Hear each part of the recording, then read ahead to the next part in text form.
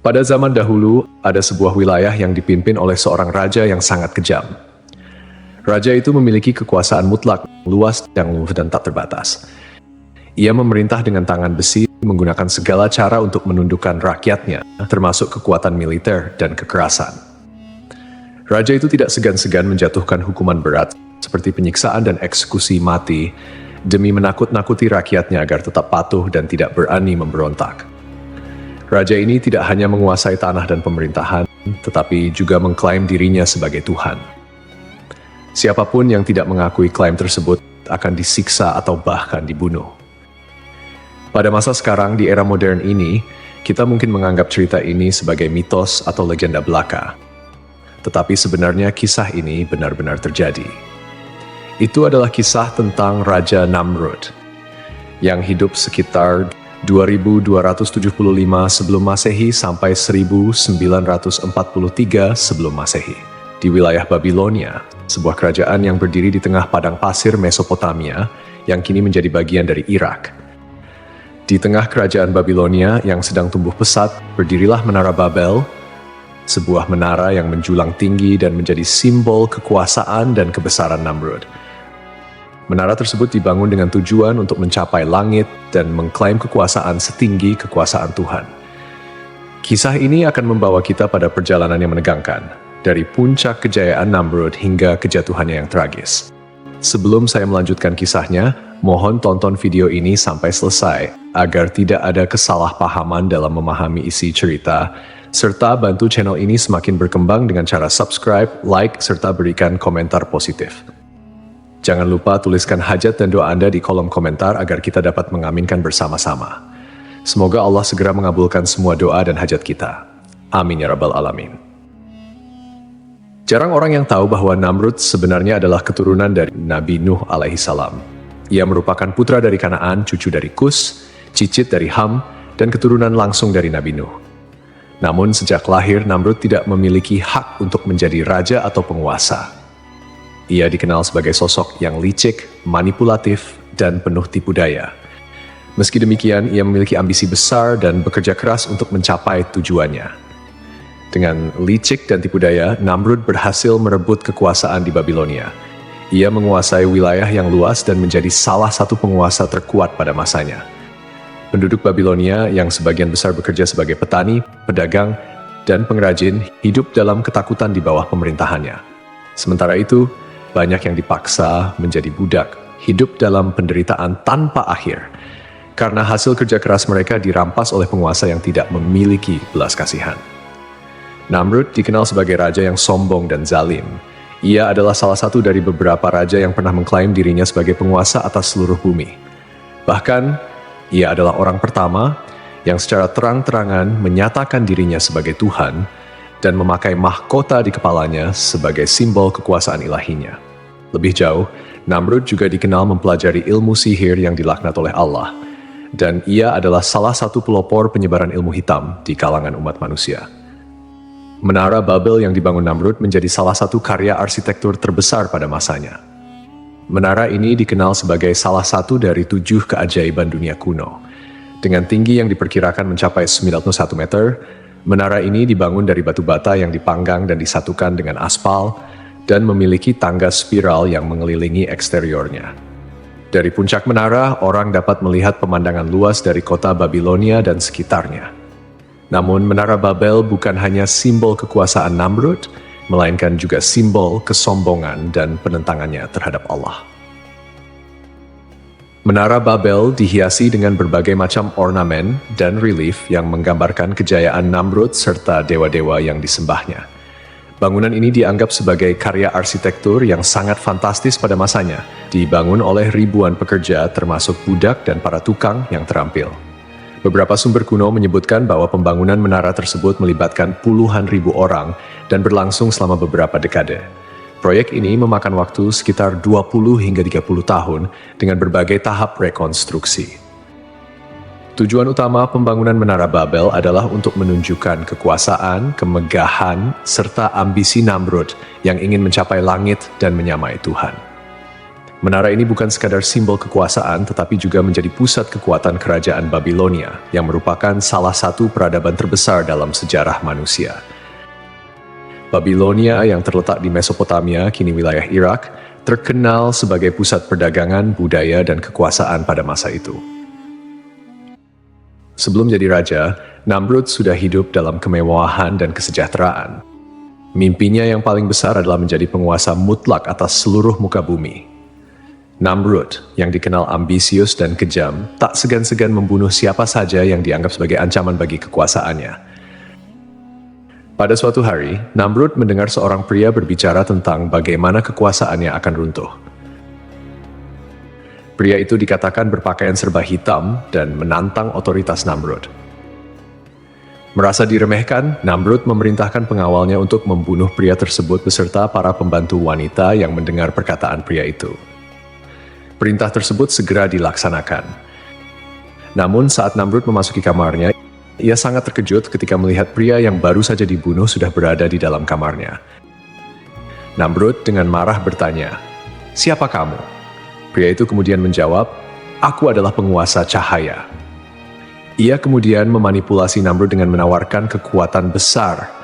Tetapi sebagai gantinya, Namrud harus bersujud kepada iblis.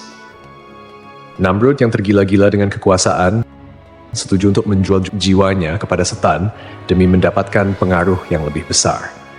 Iblis mengajarkan Namrud segala macam ilmu sihir dan cara untuk menjadi penguasa yang paling hebat. Setelah menguasai ilmu sihir, Namrud kemudian membunuh ayah kandungnya untuk merebut tahta. Dengan bantuan iblis, ia menjadi raja yang sangat kuat dan tak terkalahkan, serta seorang penyihir yang menguasai sihir tingkat tinggi. Namrud kemudian memperluas wilayah kekuasaannya, menaklukkan banyak negeri hingga ia menjadi penguasa 7 wilayah besar. Pada suatu malam, para pengamat bintang di istana Namrud melihat sebuah bintang baru yang terbit di timur.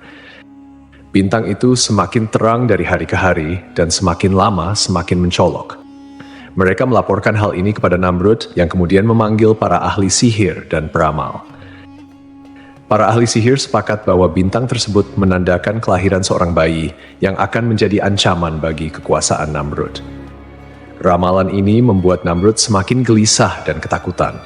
Ia melihat kelahiran bayi tersebut sebagai ancaman nyata bagi kekuasaannya. Maka Namrud memerintahkan agar semua bayi laki-laki yang baru lahir di kerajaannya harus dibunuh. Salah satu pengikut setia Namrud, Azar, yang juga merupakan ayah dari Nabi Ibrahim alaihi salam, baru saja dikaruniai seorang anak laki-laki. Namun, Azar tidak tega menyerahkan anaknya kepada Namrud. Oleh karena itu, ia menyembunyikan Ibrahim kecil di sebuah gua agar selamat dari pembantaian. Meskipun disembunyikan di gua, Nabi Ibrahim tidak sendirian. Allah dengan kekuasaannya yang maha besar memberikan mukjizat untuk menjaga Ibrahim yang masih bayi. Diriwayatkan bahwa dari jari-jari mungil Ibrahim, Allah mengeluarkan susu yang cukup untuk memenuhi kebutuhannya sehari-hari. Ibrahim kecil menghisap jarinya sendiri untuk mendapatkan makanan yang dibutuhkannya. Dan dengan izin Allah, ia tumbuh sehat dan kuat meski berada dalam kondisi yang sangat sulit. Tahun demi tahun berlalu, dan Ibrahim tumbuh dalam perlindungan Allah yang penuh keajaiban. Setelah dewasa, Ibrahim diutus oleh Allah sebagai nabi untuk menyeru kaumnya agar meninggalkan penyembahan berhala dan hanya menyembah Allah. Ibrahim pun menjadi penantang utama kekuasaan dan kezaliman Namrud. Ketika kekeringan melanda kerajaan Babilonia dan rakyatnya datang memohon bantuan dari Namrud, Nabi Ibrahim juga hadir di tengah-tengah mereka. Di hadapan Namrud, Ibrahim bertanya, "Siapakah Tuhan yang sebenarnya?" Namrud, yang sombong, mengklaim bahwa dialah Tuhan. Namun Ibrahim dengan tegas mengatakan bahwa Tuhannya adalah Allah yang menghidupkan dan mematikan. Namrud menentang Ibrahim dengan mengatakan bahwa ia juga bisa menghidupkan dan mematikan dengan cara membebaskan seorang tawanan dan membunuh tawanan lainnya. Ibrahim kemudian menantangnya, "Jika kamu memang Tuhan, buatlah matahari terbit dari barat." Namrud terdiam, tidak mampu menjawab, dan akhirnya merasa terhina. Namrud suatu hari memanggil Nabi Ibrahim ke hadapannya. Ia ingin menunjukkan kekuasaannya dan menantang Ibrahim. Untuk membuktikan bahwa ia juga bisa menghidupkan dan mematikan, Namrud memerintahkan 2 orang pria dibawa ke hadapannya. Salah satu dari mereka dibunuh, sementara yang lain dibiarkan hidup. Lalu Namrud berkata kepada Ibrahim, "Lihatlah, aku juga bisa menghidupkan dan mematikan." Namun, Nabi Ibrahim alaihissalam dengan bijak menjawab, "Kalau begitu, hidupkanlah kembali orang yang telah kamu bunuh." Namrud terdiam, ia tidak bisa melakukan itu. Ibrahim kemudian melanjutkan tantangannya. "Tuhanku menerbitkan matahari dari timur. Jika engkau memang Tuhan, cobalah terbitkan matahari dari barat." Namrud tidak mampu menjawab tantangan ini dan menjadi sangat marah. Sebagai balasan, Namrud melarang Ibrahim mengambil makanan dari negerinya. Namun dengan izin Allah, Ibrahim meminta segenggam pasir dan membawanya pulang. Pasir itu, berkat mukjizat dari Allah Subhanahu wa Ta'ala, berubah menjadi makanan lezat yang cukup untuk keluarganya. Nabi Ibrahim mulai menjalankan misinya untuk mengajak umatnya menyembah Allah dan meninggalkan penyembahan terhadap Namrud serta berhala-berhala yang mereka puja. Namun, umat Namrud menolak dan terus menyembah berhala. Suatu hari, ketika orang-orang meninggalkan kuil, Ibrahim menghancurkan semua berhala kecil dan menyisakan satu berhala yang paling besar. Ketika penduduk kembali dan melihat berhala-berhala mereka hancur, mereka membawa Ibrahim kepada Namrud untuk diadili. Namrud dengan penuh dendam memerintahkan Ibrahim dibakar hidup-hidup. Mereka pun menyalakan api yang sangat besar dan melemparkan Ibrahim ke dalamnya. Namun dengan kehendak Allah, api tersebut tidak membakar Ibrahim sedikitpun dan ia selamat dari hukuman tersebut. Peristiwa ini membuat Namrud semakin marah. Orang-orang mulai meragukan kekuasaan Namrud dan beralih kepada kepercayaan Ibrahim. Merasa kekuasaannya terancam, Namrud meminta bantuan kepada iblis. Iblis mengatakan bahwa Ibrahim adalah setan yang kebal terhadap api dan menyarankan Namrud untuk menggunakan cara lain. "Namrud, aku telah kalah berkali-kali dengan Ibrahim, dia terus menghina kekuasaanku dan sekarang rakyat mulai meragukan kebesaranku. Aku adalah raja dunia, tapi mengapa aku tidak bisa menundukkan seorang Ibrahim? Kekuasaanmu besar, tetapi engkau hanya kalah karena engkau belum menggunakan semua cara. Ibrahim bukanlah seorang manusia biasa. Ia dilindungi oleh kekuatan yang tidak bisa engkau lawan dengan kekuatan fisik.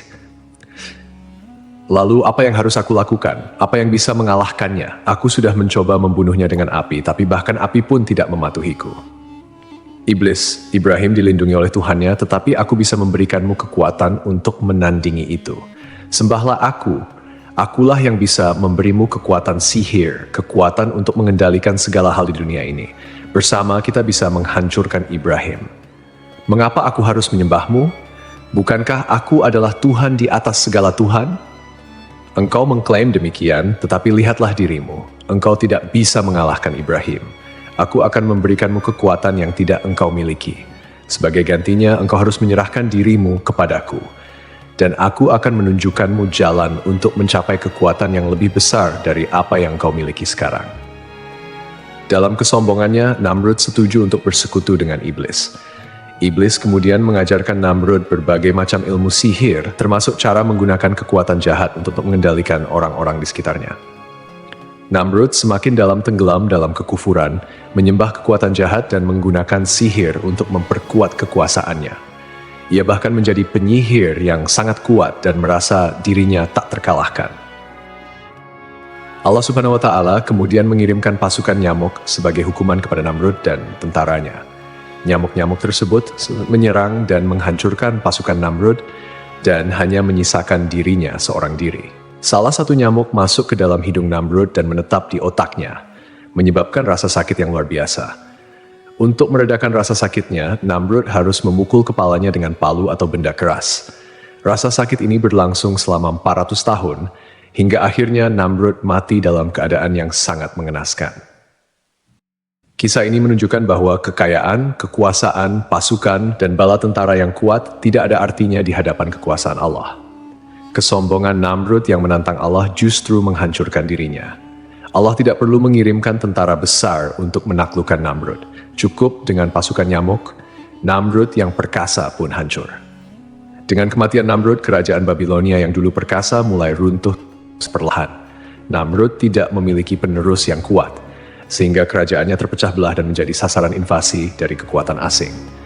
Babilonia yang pernah dibanggakan oleh Namrud akhirnya jatuh dan terpecah menjadi kerajaan-kerajaan kecil yang saling bersaing. Kisah ini menjadi pelajaran bagi kita semua bahwa hanya Allah yang memiliki kekuasaan mutlak, dan kepadanya lah kita harus tunduk. Hal ini menjadi bukti bahwa tidak ada kekuasaan manusia yang bisa melawan kekuasaan Allah, seberapapun kuatnya mereka.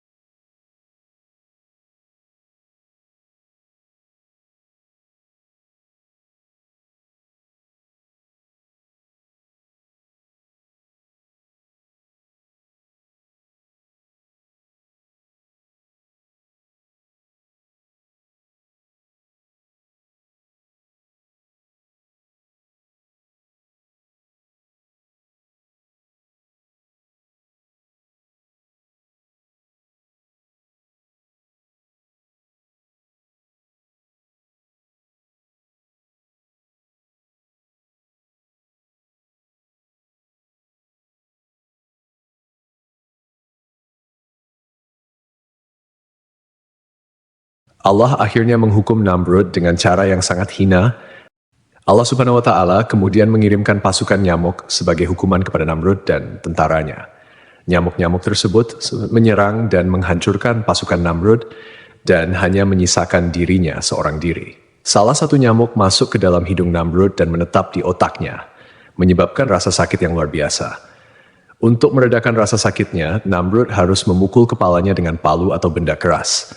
Rasa sakit ini berlangsung selama 400 tahun, hingga akhirnya Namrud mati dalam keadaan yang sangat mengenaskan. Kisah ini menunjukkan bahwa kekayaan, kekuasaan, pasukan, dan bala tentara yang kuat tidak ada artinya di hadapan kekuasaan Allah. Kesombongan Namrud yang menantang Allah justru menghancurkan dirinya. Allah tidak perlu mengirimkan tentara besar untuk menaklukkan Namrud. Cukup dengan pasukan nyamuk, Namrud yang perkasa pun hancur. Dengan kematian Namrud, kerajaan Babilonia yang dulu perkasa mulai runtuh perlahan. Namrud tidak memiliki penerus yang kuat, sehingga kerajaannya terpecah belah dan menjadi sasaran invasi dari kekuatan asing. Babilonia yang pernah dibanggakan oleh Namrud akhirnya jatuh dan terpecah menjadi kerajaan-kerajaan kecil yang saling bersaing. Kisah ini menjadi pelajaran bagi kita semua bahwa hanya Allah yang memiliki kekuasaan mutlak, dan kepadanya lah kita harus tunduk. Hal ini menjadi bukti bahwa tidak ada kekuasaan manusia yang bisa melawan kekuasaan Allah, seberapapun kuatnya mereka.